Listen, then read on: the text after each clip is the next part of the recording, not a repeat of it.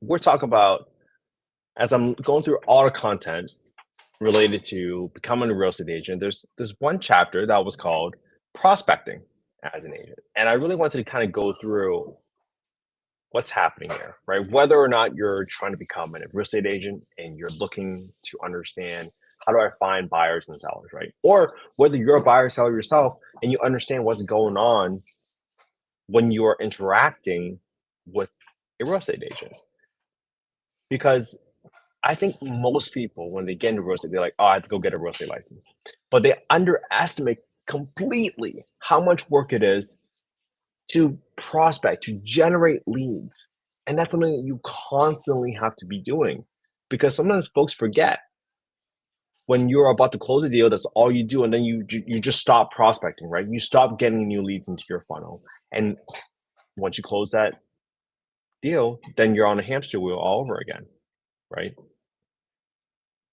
And that's why most people don't succeed as a real estate agent. I think I read some stat. It's wild. It's like 95% of agents never like close even more than one deal. It's crazy. So today I want to talk about how can you prospect and what are the different strategies to do so. And let's start at the highest level, right? What is prospecting? Why does it even matter? Well, prospecting is all about reaching out to potential clients, whether they're buyers, sellers, investors, doesn't matter. But you're looking for people that are ready, willing, and able to do a real estate deal. So typically when you reach out to an agent, they might say, "Hey, have you gotten your pre-qualifications yet?" If you're a buyer. Because they want to know how ready you are to make an offer if they are really putting in all their energy to help you find a home.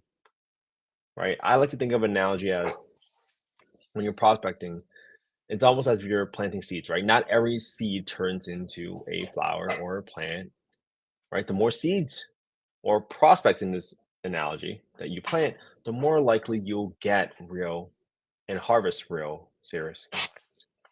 So I like to think of, hey, imagine you are selling, you have a smoothie stand, right? And you need people to buy your smoothies. If you just quietly sit behind the stand in the middle of nowhere, no one's going to notice.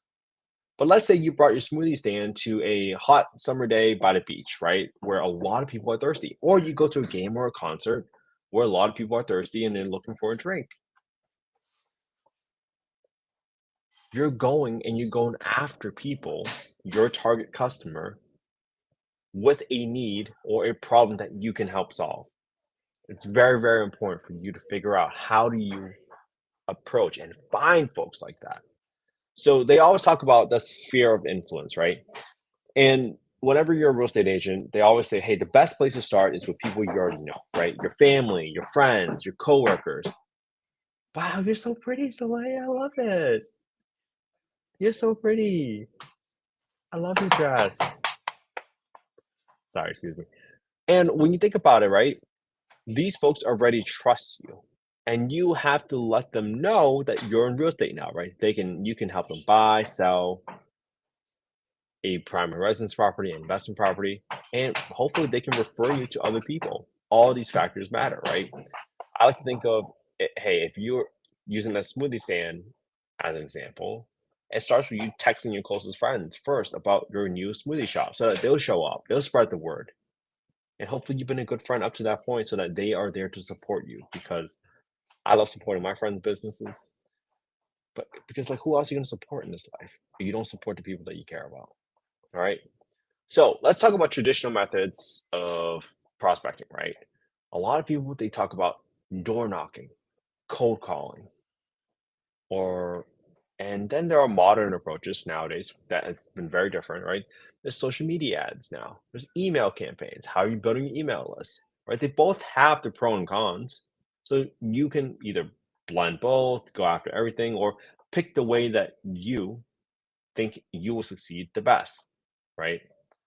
I like to think of this is like kind of like fishing, right? You can use an old fishing rod by the lake, and this is the equivalent of door knocking, right? Or maybe you have a fish finder now, and now you can go to the area where you know there's fish, right? And that's like your more advanced ways of prospecting or finding leads. This is very, very important for you to figure out what gives you energies. Because I always thought about, let's say my kids, they want to become real estate agents.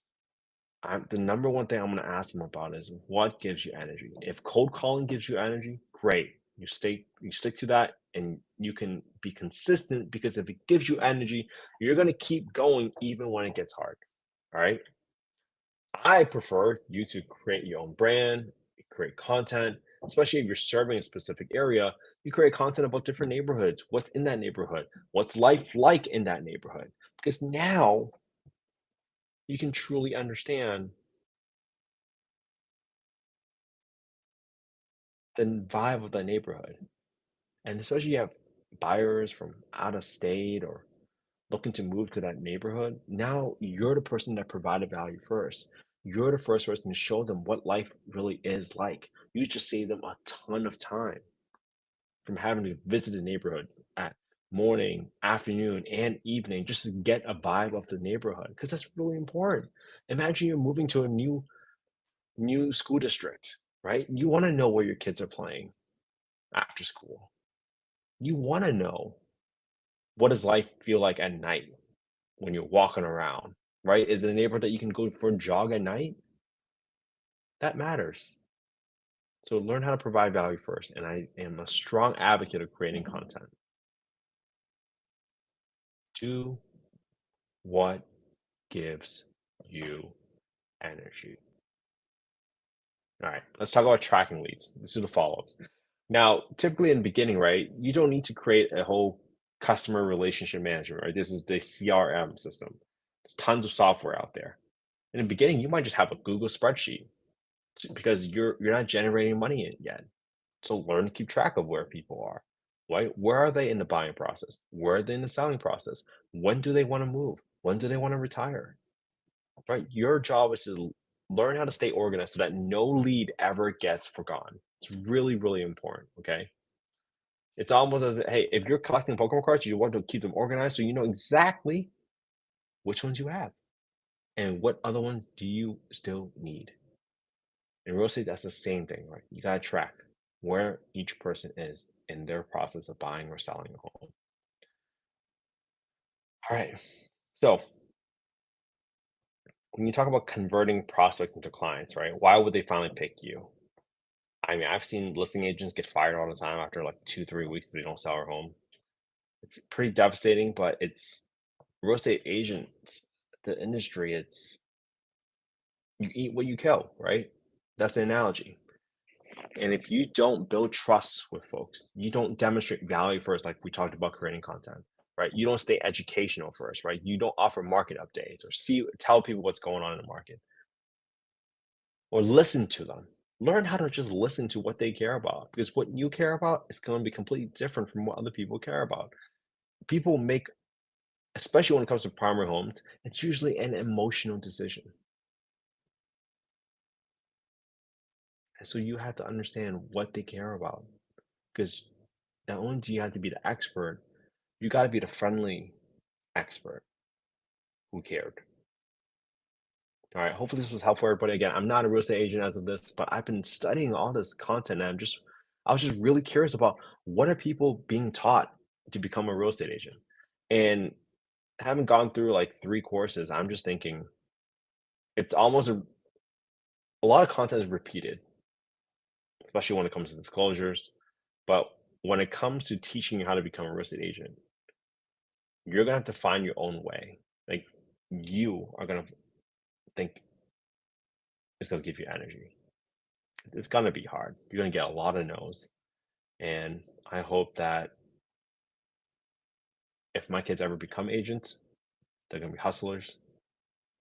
They're gonna understand how much work it is. But if my kids are working with agents, then they should at least know what the expectation is for a tier A agent. Because I don't believe in working with B players. We have way too little time in this world to be around B players. So hopefully this is helpful, everybody. Again, this is not investment advice. I'm not soliciting any investments on this call. This is not legal advice. I'm not an attorney. I really just wanted someone to explain all these concepts to me when I was first starting out in real estate. after interviewing people for 3 years. I just wish there was a simple way for me to boil down everything that I've learned. And I'm starting to do this in these live streams. I'm learning how to come up with different analogies that other people can use to understand and also teach their kids. Because what's the point of us learning all this stuff if we can't teach our own kids?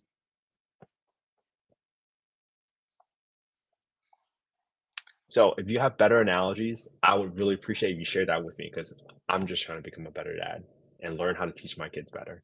All right. So I hope you all have an amazing Saturday. Spend some quality time with your family and friends today. That's what life is all about. I'll see you all tomorrow for day 548. Have a good one, everybody.